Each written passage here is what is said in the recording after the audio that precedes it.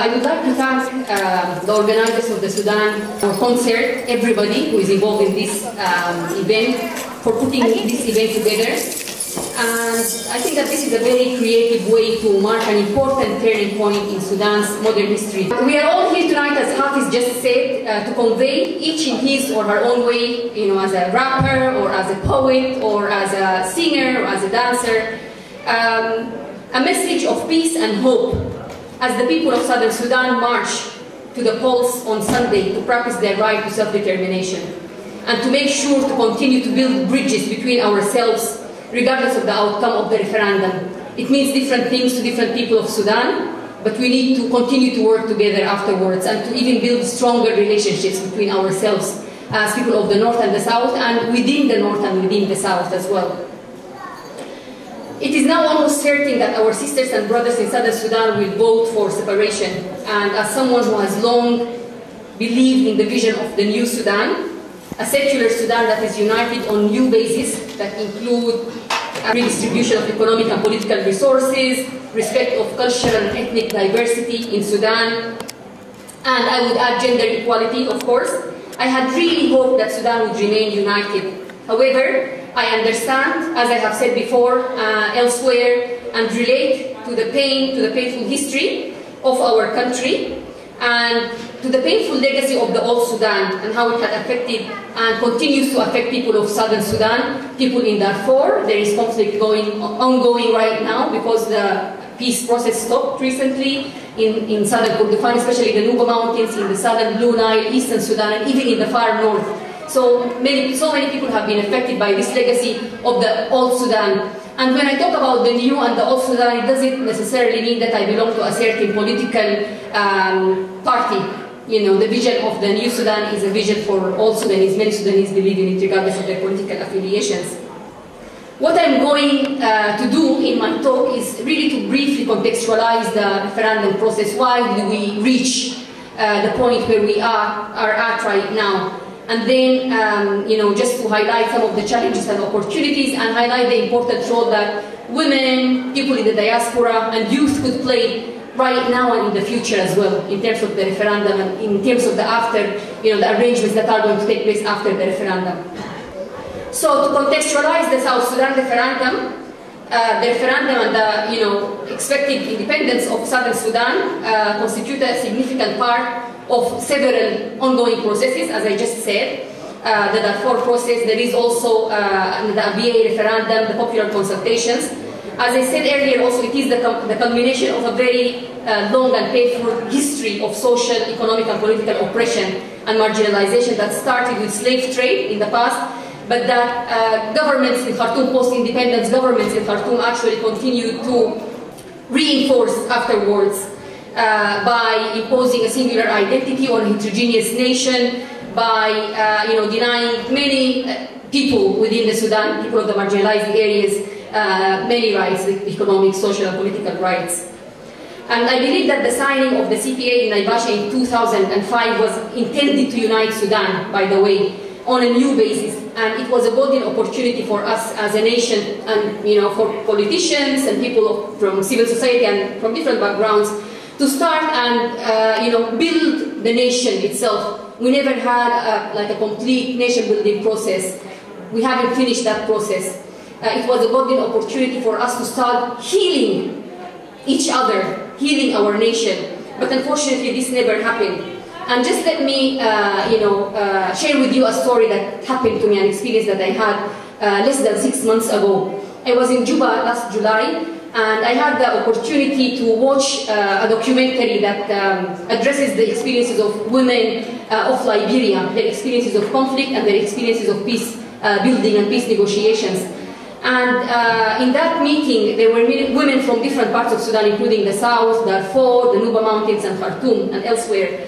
And after the documentary, I don't know how many people have seen that documentary. Did anybody see Pray the Devil Back to Hell?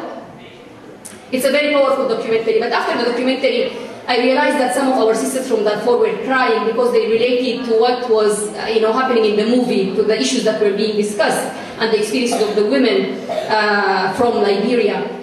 and we were trying to comfort each other. Afterwards, on my way to the tea break, I saw another woman who is from Southern Sudan. She was sitting there very sad, had a very painful look on her face, and I asked her, why aren't you joining us for the tea break or for tea?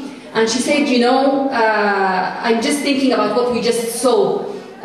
This brought back to me what we had experienced here in Southern Sudan. She told me that actually still in the south there are mass graves.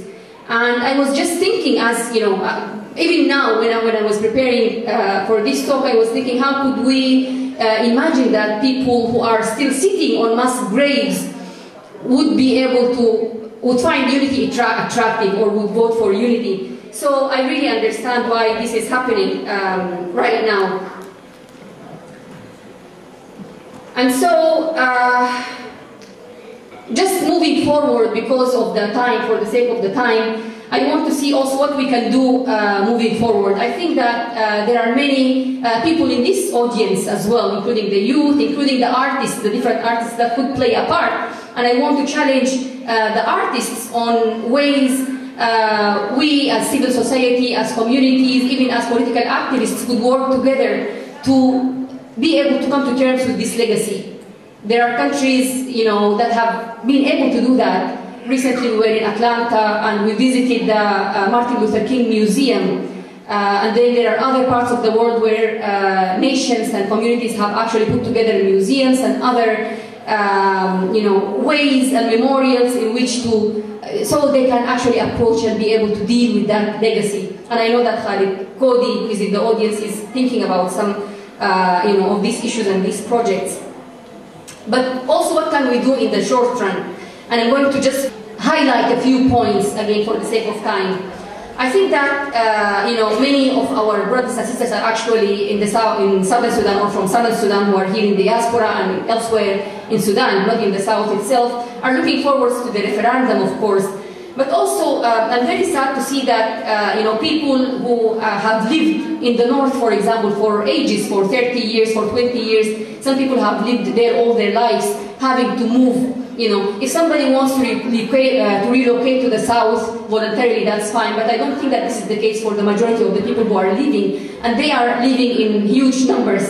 According to UN statistics, since October, between October and the end of December, 95,000 people you know, from Southern Sudan actually left the north to the south, and about 42,000 of those returnees actually returned during the second half of December. So this is not necessarily related to, you know, them wanting to vote only, but probably they have some concerns, some uncertainties because of some very irresponsible statements which some of the politicians in the government in the north made. Regarding those people's citizenship rights and socio-economic rights. And so as you know, people from Northern Sudan, I know we are here in diaspora, but the people who are based in Khartoum and elsewhere in the north should really stand you know, very firm against any forced repatriation, even if subtle, of the people of Southern Sudan. We need to really make sure that regardless of the outcome of the referendum, people live in peace in the north and in the south, regardless of which part of Sudan they are from. Another point which I believe is very important is that, you know, when we talk about the voting for the referendum, our Southern sisters and brothers going to the polls, it seems like, you know, on the 9th of January, Southern Sudan is going to secede, is going to achieve independence, but this is not the case. We have until the end of July, until the end of the transitional period, and you know, this is something that we need to take into account. However, we need to take into account also that there are many issues which have not been settled yet, and some of these issues are quite serious, such as border demarcation, for example, you know, citizenship rights, security issues, the currency, national resources, distribution of national resources, and so on. And if not, you know, settled properly, these issues could actually lead to the eruption of violence. And you know, if violence erupts, it's going to be, it's going to affect everybody, of course, in the north and in the south, and especially people who are in the border areas. You know, people of Southern Kordofan, for example. However, I think that women are likely to be affected even more in these areas by the violence, because women are usually considered as border markers. We mark boundaries between ethnicities. between different cultures. Women are considered as the reproducers of the culture, of even the biological reproduction of the nation, and as the result, most of the time they actually become, the target of attacks. So women could be affected even more. And this is for this purpose and for other reasons, including the very important role that women are playing in different areas right now, and especially in terms of the referendum. I have seen women who are very active in Juba, in Khartoum, and even in the diaspora around making sure that the referendum process is smooth, is fair, and making sure that there is an inclusionary process, not only of women, but also of different categories, including people who have not had the opportunity to access education, for example. And so for this reason, I believe that even when we look at the post-referendum arrangements, we need to take gender into account and women's involvement and the views of women and the specific way that these issues are going to affect women and youth, of course, as well.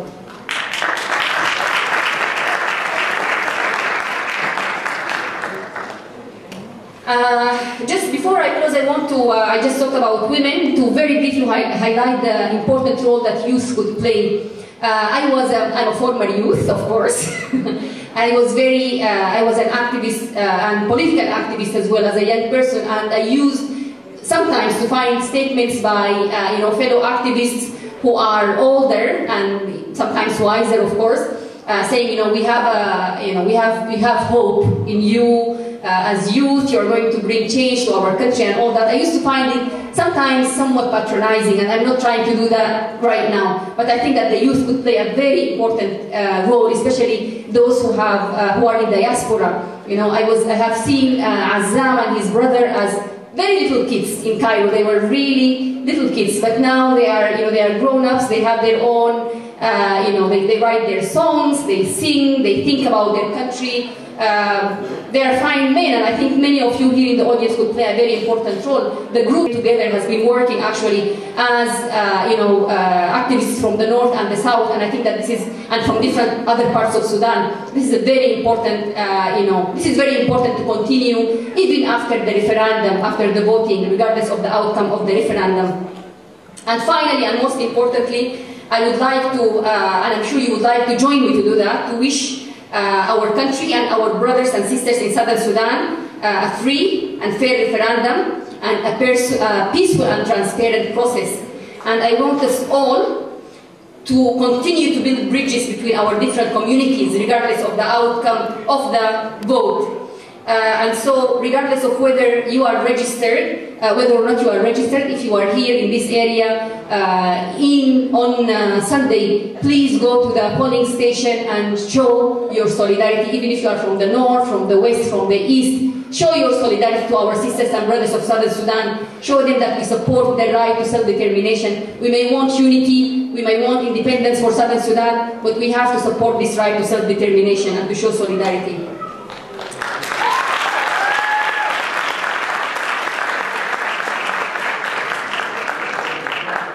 And I just want to again reiterate the point of the importance of all of us continuing to work. I've mentioned the vision of the new Sudan towards achieving this new Sudan in the north and in the south as well in the future, regardless of the outcome of the referendum. Because this is a vision, regardless of whether you are a member of any political party, that is about justice, about equality, about peace, about secularism in Sudan, and these are important issues that we need to work together towards.